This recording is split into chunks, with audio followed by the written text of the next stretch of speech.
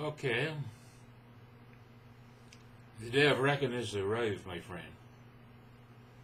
If you who are viewing here for the first time, if you got here because you were surfing YouTube, let me say to you, welcome. If you're relatively new to playing music, if you're a neophyte, a wannabe musician like the rest of us, you'll find some interesting stuff here on my channel, and you're welcome to look at all 38 videos I've currently posted and take whatever information you can that will help you along the way. But if you've been following and working with my lessons for a while, then you are the one I'm particularly talking to. The hour of decision is at hand for you, my friend. The time has come for you either to tutu or get up off the pot and run outside and play with your friends. Find some diversion that will capture your fancy. Why am I saying this? Do you know that to learn any skill or art and to bring it to any sort of accepted standard will take at least 1,000 hours? That's the number the scholars have put on it. At 5 hours a week and using round figures, that's about 4 years. Do you have the burning desire, the fortitude, the willingness to walk this walk? How much time have you put in so far? I'm assuming that if you're following along with the tutorials that I put up, that you're still in the beginner stage, because this is to whom the stuff I post is geared to. And what I'm saying to you here and now, I mean as an encouragement and not as a censure. There's work to be done, my friend, and you're going to get out exactly what you put in, but with some bonus. There's a great reward ahead. I want to tell you this little story. I have a friend who has a daughter who plays piano. She started when she was quite young, and she did very well.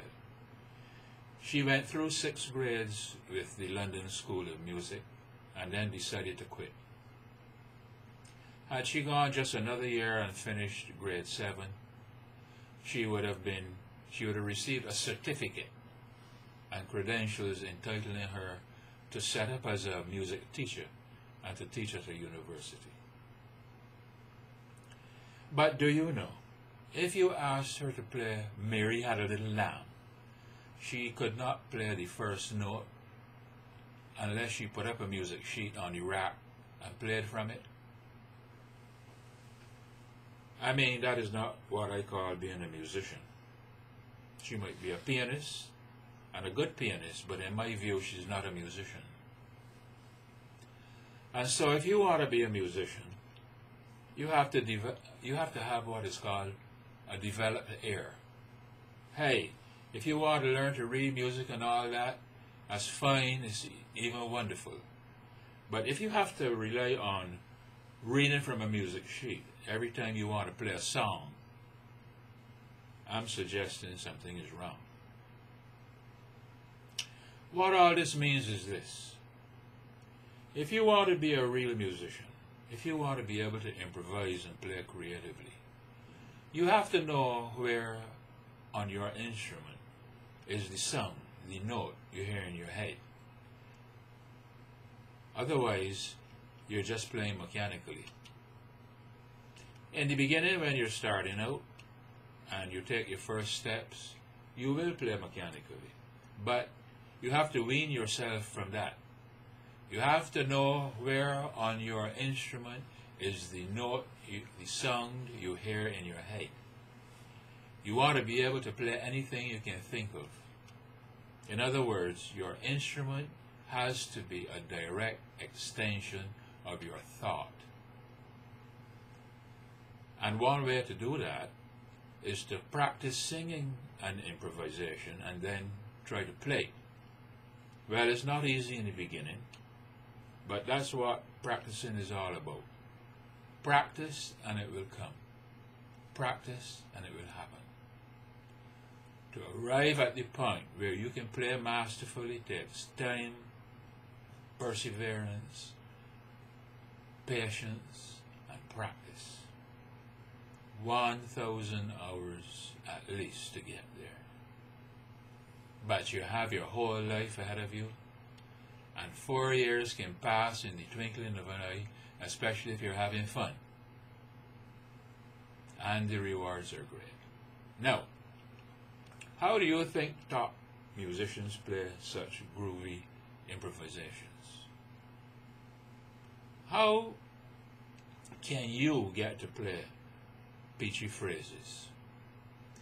You think them up, you sing them, and you play them simultaneously. That's how it's done. That is why yesterday I posted how to sing scat. Have you seen it? You need to go and look for it, study it, understand it, develop the skill, and run with it. Top musicians scat sing, wordlessly or audibly. Let me give you a brief demonstration. Watching the clock here all the time.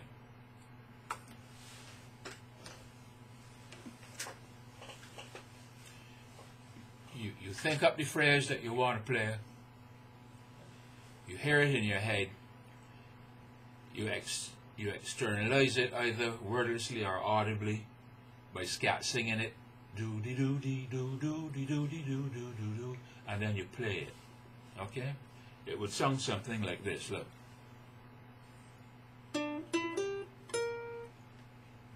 Do do do do do do do do do do do do.